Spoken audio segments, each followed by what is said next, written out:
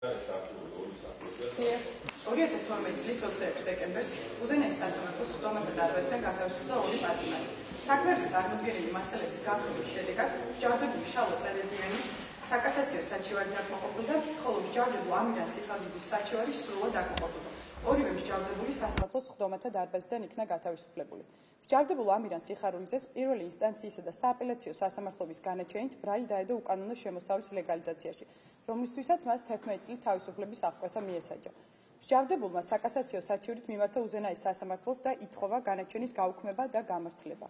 უზენაესმა სასამართლომ იმსჯელა საქმის მასალებზე, ამირან სიხარულიძე წარდგენილ ბრალდებაში უდანაშაულოდ ცნო და იგი ხდომათა დარბაზიდან გაათავისუფლა. სასამართლომ ზეპირი მოსმენით იმსჯელა წარმოდგენილი საქმის მასალებზე და დაადგინა, რომ წერედიანმა ჩაიდინა არა განზრახ მკვლელობის მცდელობა, არამედ ჯანმრთელობის მძიმე დაზიანება აუცილებელი მოგერიების ფარგლების გადაცილებით და მან დაზარალებულს დაზიანებები მიაყენა თავდაცვის მიზნით. თავდასხმის დროს გადააცილა თავდასხმის ხარისხსა და აუცილებელი მოგერიების ფარგლებს. სასამართლოს გადაწყვეტილებით წერედიანს სასჯელის ზომად განისაზღვრა 9 თვითა და 3 დღით თავისუფლების აღკვეთა, რომლის მოხდა 2012 წლის 23 მარტიდან დაიწყო. გამოთვლის შედეგად მას სასჯელი ჩაეთვალა მოხდილად და სასამართლოს დარბაზიდან გათავისუფლდა.